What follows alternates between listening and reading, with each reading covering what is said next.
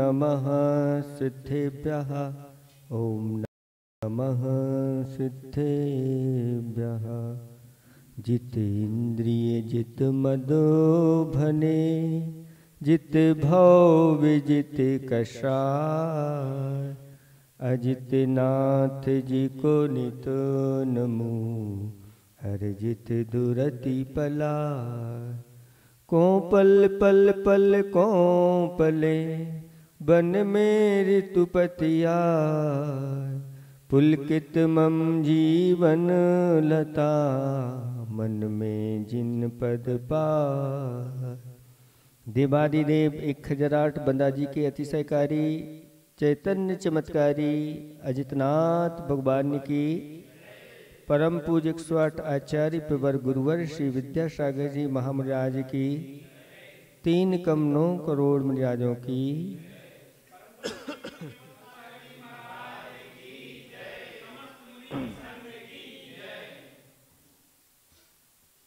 धर्म स्नेही भव्यात्माओं, समुंदर में मोती हैं मिलेंगे पे।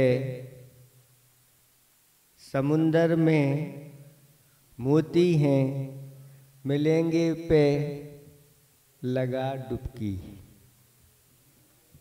समुंदर में मोती रहते हैं, लेकिन जो डुबकी लगाता है उसी को मोती मिलते हैं।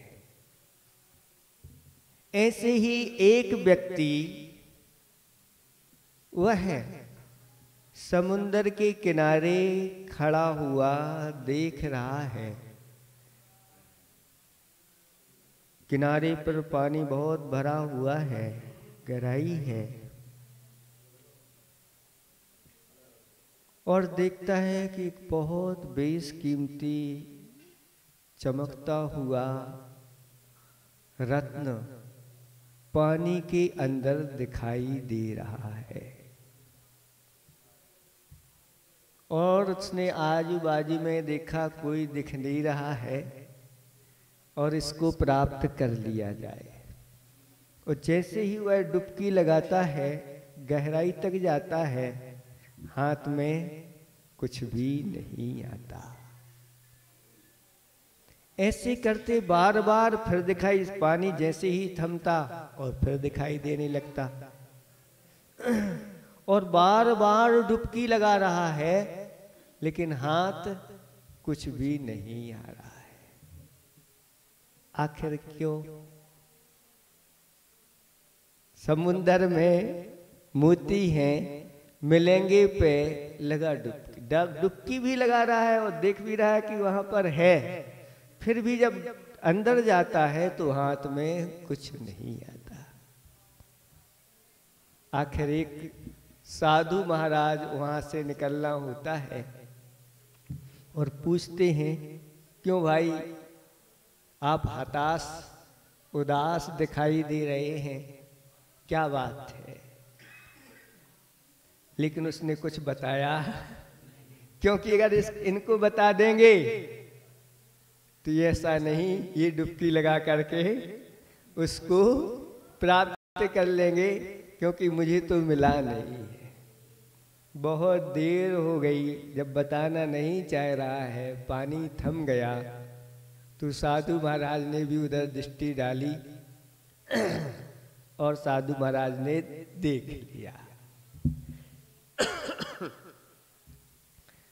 तो साधु महाराज कहते हैं, क्या तुम उस रत्न को पाने के लिए डुबकी लगा रहे हो? तो अब सोचता है कि अब तो इनको पता चल गया है, अब तो कहना ही पड़ेगा। और कहा कि हाँ, मैं उसी रत्न को पाने के लिए डुबकी लगा रहा हूँ। तो साधु महाराज पूछते हैं, कितनी डुबकी लगा चुके हो? कहते हैं, डुबकी पे ही डुबकी लगा रहा हूँ, लेकिन वह मुझे प्राप्त नहीं हो रहा है। साधु महाराज कहते हैं कि जहाँ रत्न है तुम वहाँ खोज नहीं रहे हो, तो कैसे मिलेगा? वह कहता है, इसी में तो है रत्न। साधु महाराज कहते हैं, ध्यान से देखो, क्या उस रत्न के साथ कुछ और दिख रहा है? हाँ हाँ, दिख तो रहा है, वो वृक्ष दिख रहा है। तो साधु महाराज कहते हैं कि वो वृक्ष पानी में नहीं है। पानी में अगर होता तो तुमने इतनी डुबकी लगाई है, एक आध तो इसकी डाली कुछ पकड़ में आती, कुछ आई क्या? नहीं आई।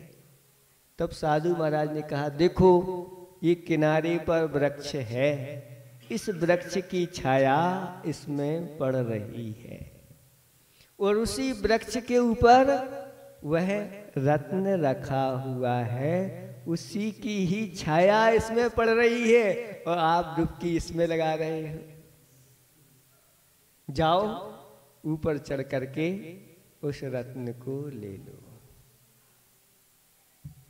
तब ऊपर चढ़ करके देखता है तो कहता, अभी तक मैं अज्ञान में इसमें डुबकी लगा रहा हूं। ऐसे ही संसारी प्राणी बाहर बाहर ही सुख को खोज रहा है। इसमें सुख होगा, इसमें सुख होगा, इसमें सुख होगा, और सारी की सारी सुख की सामग्री इकट्ठा करता चला जा रहा है।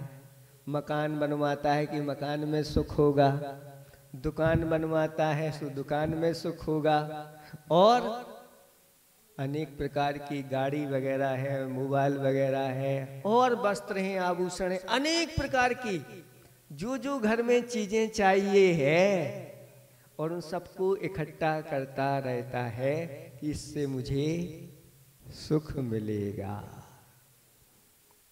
है सही ना? तभी तो ये सब सामग्री, लेकिन सुख नहीं मिलता। थोड़ा सा सुखाभास होता है और दुख बढ़ता चला। अनेक प्रकार की समस्याएं खड़ी हो जाती हैं, उनकी पूर्ति करते हुए यह निकल जाता है। किसी ने कहा है कि जन्म से मरण तक दौड़ता है आदमी, और दौड़ते ही दौड़ते दम तोड़ता है आदमी। ओंठ ठंडे, आंख गीली और दिलों में आंधियां, तीन मौसम एक संग ओढ़ता है आदमी। सुबह पलना, शाम अर्थी और खटिया दोपहर, तीन लकड़ी एक दिन में तोड़ता है आदमी।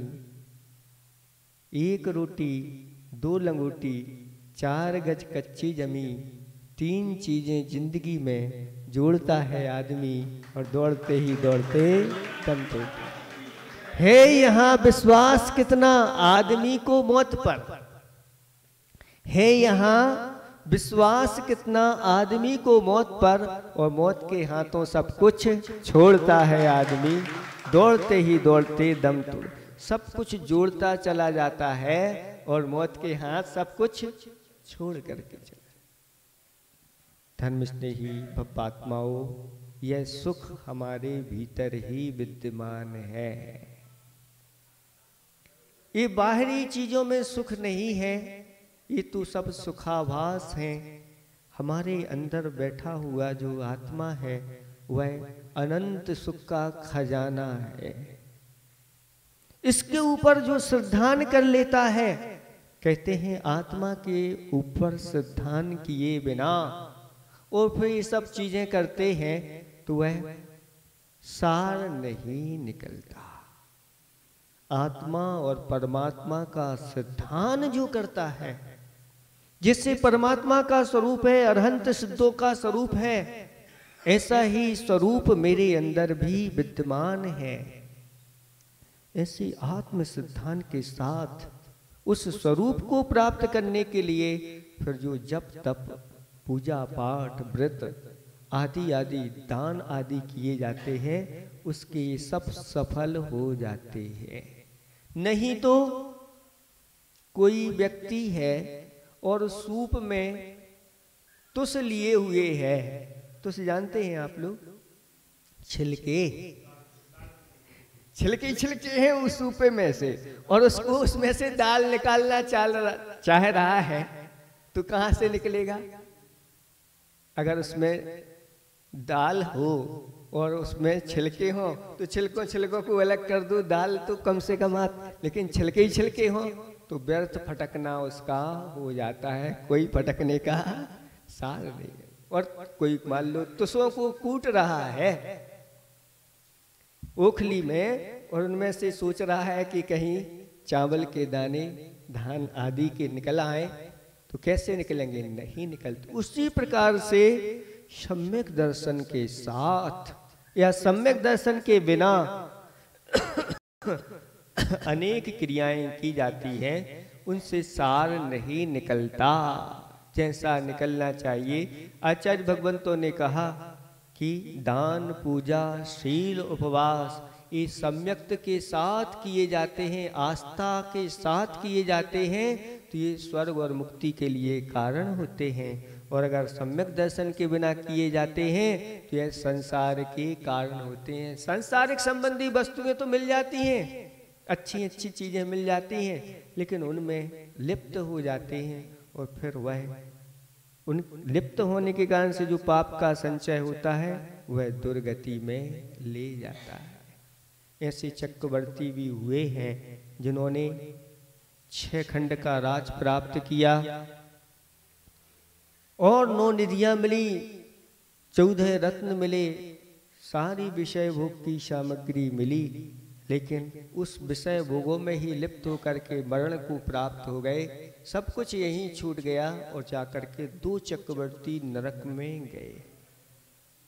इसलिए सम्यक्त के साथ भगवान की आराधना करते चले जाओ और भगवान से ऐसी भावना भाव, भगवान के जब भी दर्शन करो, हे भगवान जैसा स्वरूप आपने प्राप्त किया है वैसा स्वरूप मुझे भी प्राप्त हो, क्योंकि मैं अनंत काल से, अनादि काल से संसार में भटकता आ रहा हूँ, जन्म मरण करता आ रहा हूँ, अब तो मुझे आप जैसा बनना है। ऐसी भावना लेकर के आप लोग दान, पूजा, आराधना करो, जिसके माध्यम से बहुत जल्दी आपको संसार से मुक्ति होगी। इन्हीं भावना के साथ ये हाई को याद रखना कि समुंदर में मोती हैं, मिलेंगे पे लगा डुबकी, लेकिन समुंदर में होना चाहिए। ऐसा नहीं समुंदर में परछाई पड़ रही है और डुबकी पर डुबकी लगाए जा रहे हैं तो हाथ कुछ नहीं आएगा। अहिंसा परमो धर्म की